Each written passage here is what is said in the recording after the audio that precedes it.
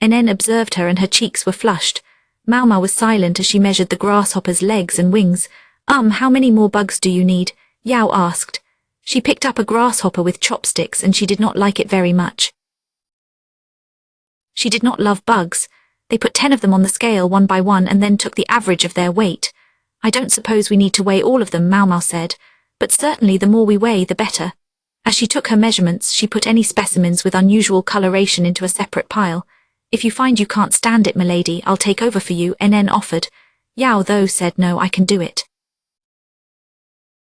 It's part of the job.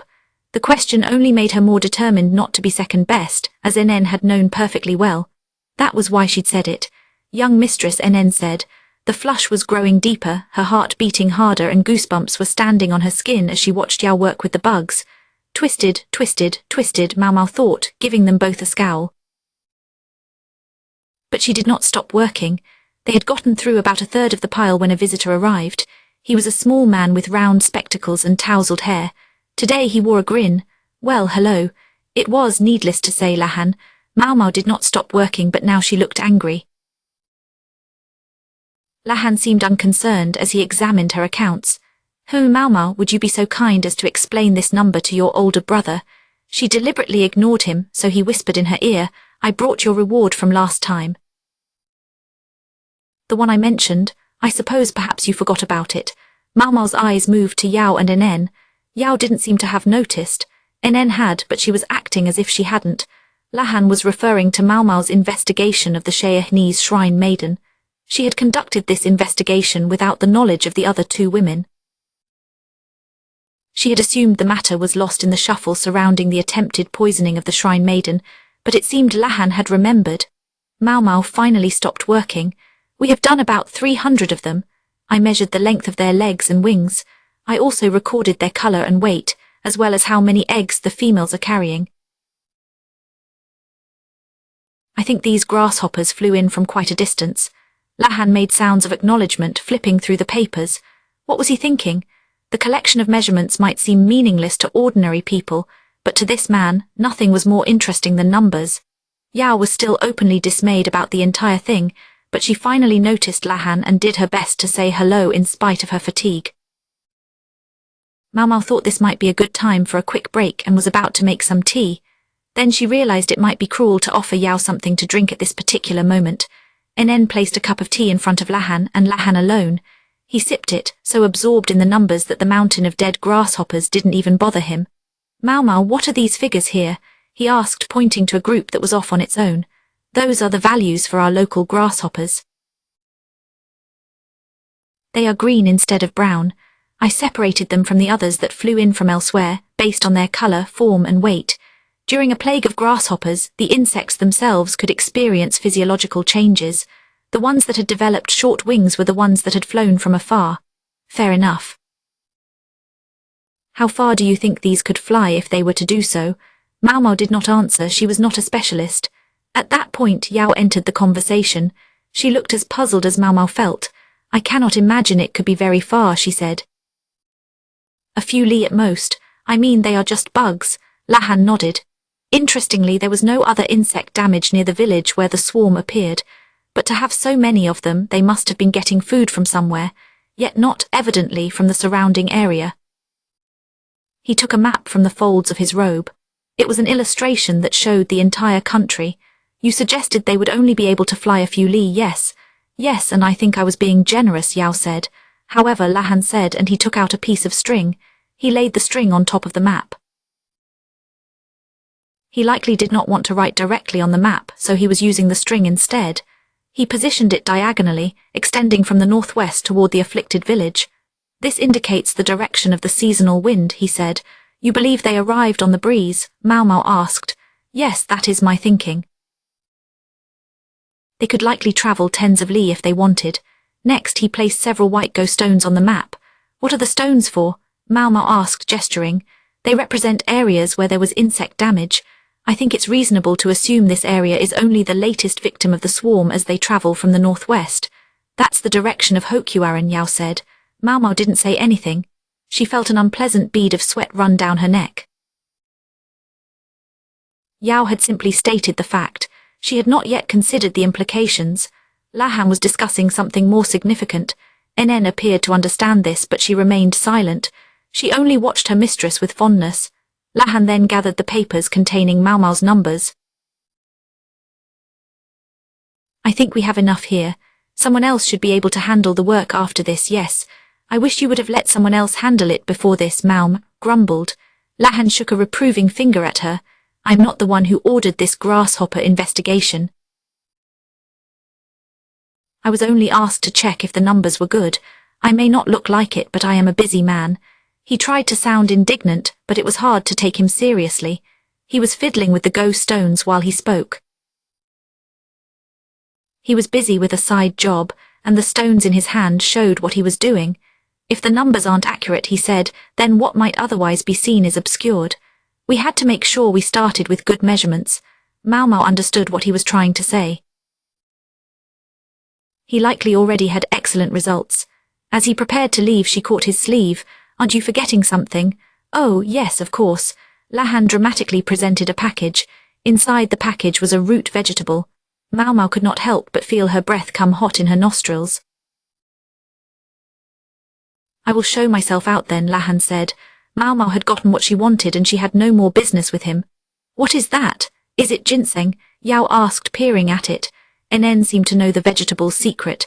Yes, it is, but as for Maomao, all she could do was stare intensely at her prize. She could not have looked away from it if she had wanted to. It was irresistible to her and it was beautiful. She began to laugh. He, are you okay? Yao asked. Ha he was her only answer. NN, I think there is something wrong with Maomao. You are just now noticing, milady. As far as Maomao was concerned, they may as well not have been talking. Everything else at that moment seemed trivial compared to her ginseng. He. There is something going on here, I know it. That thing he gave her is some kind of awful drug, isn't it? It is all right, young mistress. Yes, it is a drug, but there is nothing awful about it. Maomao held up the ginseng triumphantly and spun around. Ginseng indeed, but this was not just ginseng. This was medicinal ginseng. People had never succeeded in domesticating it. The only thing one could do was search for it in nature. It was sometimes called bangchui. Boiled without peeling, it had become red ginseng. Such a large one was a quite rich gift. For the first time in a long while, Maomao danced her happy dance. She was in a room full of dead bugs while Yao, increasingly concerned, and NN, unworried, looked on. Chapter 9, Jinchi's idea. Question: what do you do when you have too much work and it is becoming a problem? Answer: you get other people to do it. It was obvious. Simple but difficult to implement. Nonetheless, Maomao had been industrious on Jinchi's behalf.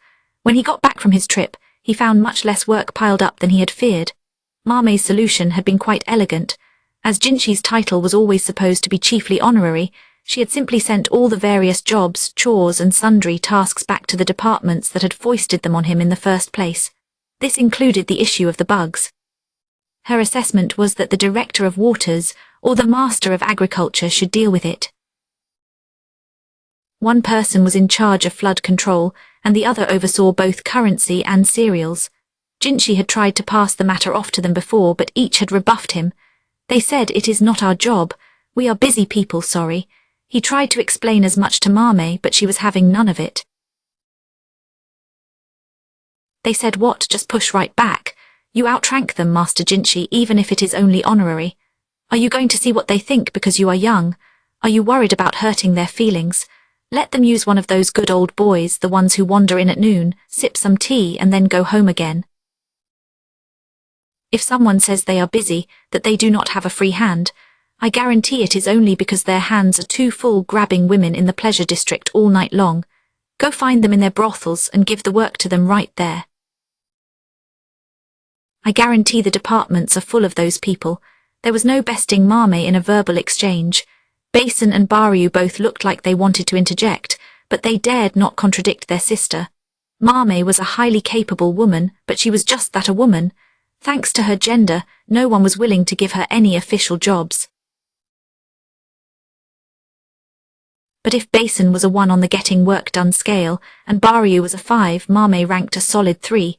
People did not know what they were missing. She did not get as much done as Baryu, but when she was present to act as his assistant, she served as a force multiplier. She made him 2 or 3 times more effective. If she had been a man, she would almost certainly have been Jinchi's aide, but given how able a talker she was, it was perhaps for the best that she was a woman. I also have a warning for you, Master Jinchi, considering that you are getting tunnel vision, she added. Yes.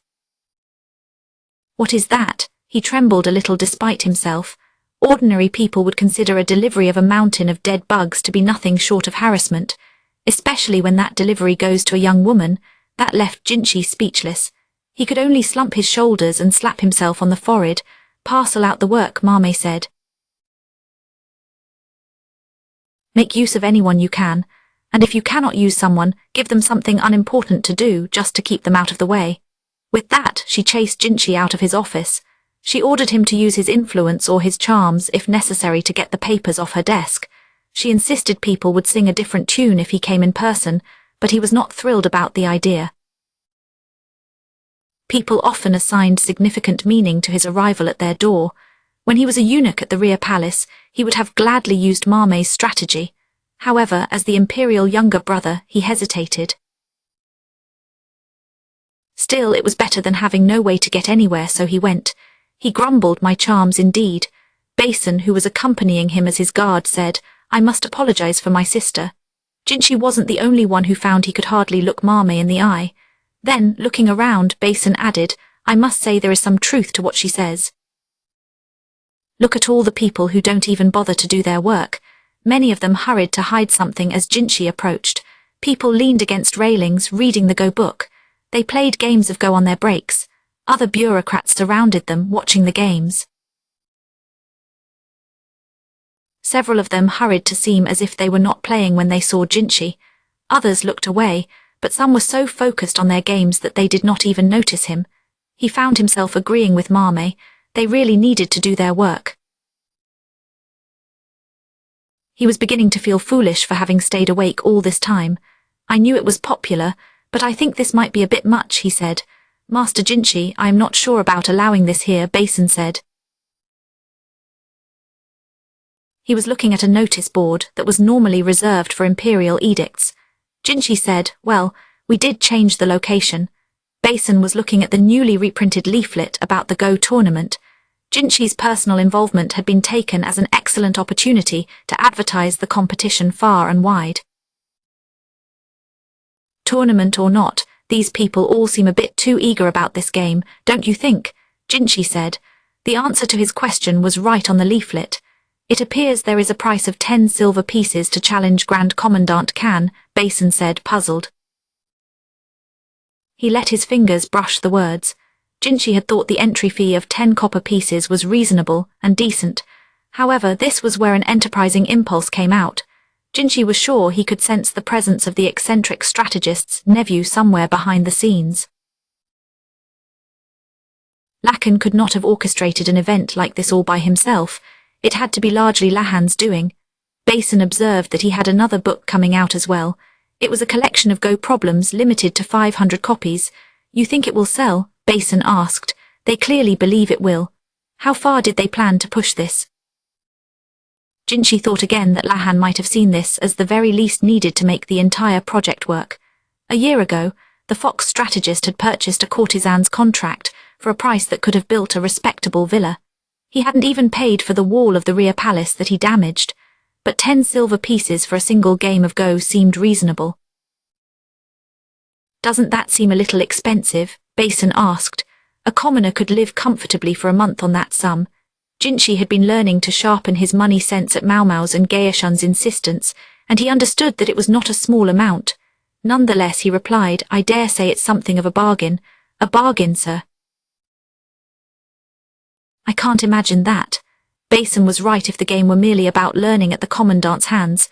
What if you beat Grand Commandant Kan? You'd practically be making money, Jinchi said. Basin caught his breath. What a way to gild your reputation. This says the challenger takes the black stones and the game will be played with no komi. In Go, the player with the black stones went first, giving them an advantage. To make things more fair, the white player was typically given a number of points known as komi to compensate. You know, I do feel like the Grand Commandant is relatively more respectful toward people who are good at Go, Basin said. I suspect because if he were too dismissive of them, he'd soon run out of people to play with. In any event, relatively was the operative term. If you were to beat him, Master Jinshi, maybe he'd stop coming to your office just to make a scene.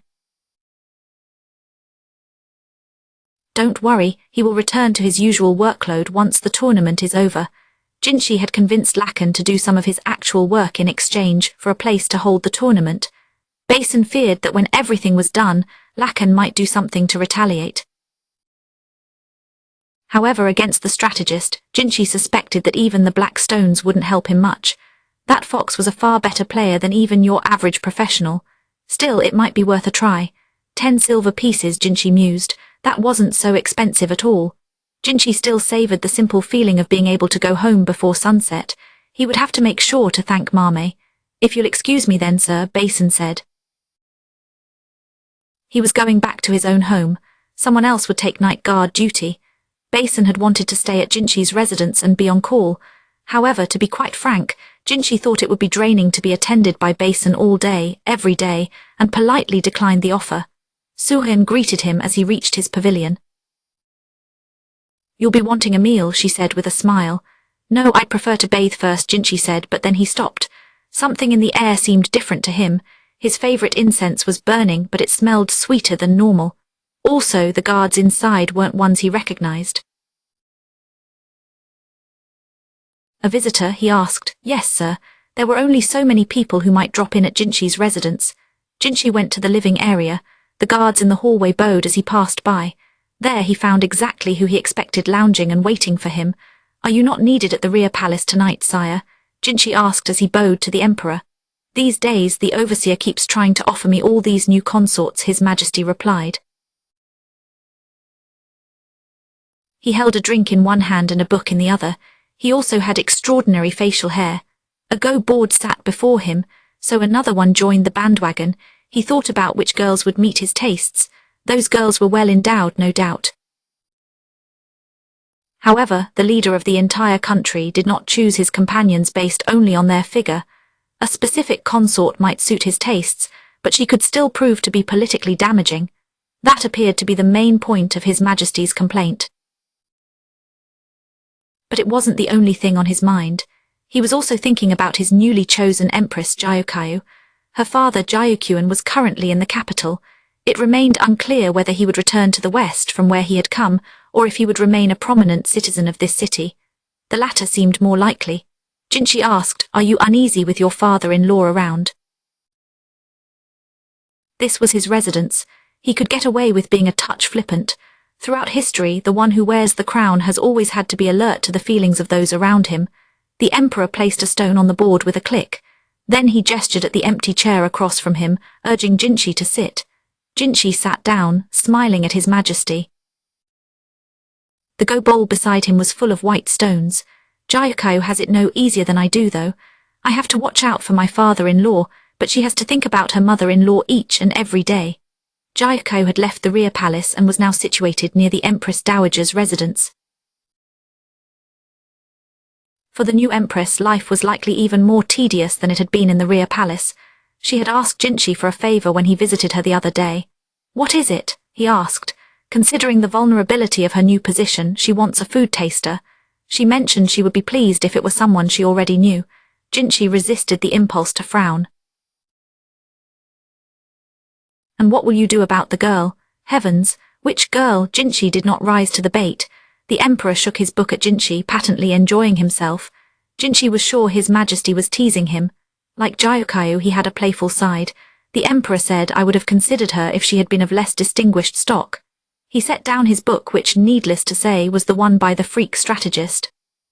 Lakan aligned himself with no faction within the court, yet he did not form some group of his own. It was common sense in the palace to leave him alone unless absolutely necessary. He had always been single and had even adopted a son, so no one had imagined he had a child of his own. Lakan said that he hadn't been trying to hide her. People had simply misunderstood his behavior on their own. Even before Maomao entered the rear palace, Jinshi was told that the madam of the brothel would meet Lakan with a bucket of cold water when he raced up exclaiming, "Daddy's here." Most people thought he went there to see a favored courtesan. They considered him an abrasive old man who wasn't allowed inside anymore. On some level, it was sort of incredible. It wasn't until he smashed through the walls of the rear palace, and later when he began regularly dropping in on and disrupting work at the medical office, that people started to wonder if he had a daughter. Maomao did not want to admit it, but her actions in the palace could change the balance of power at court. Jiaoqian was already losing control of the situation.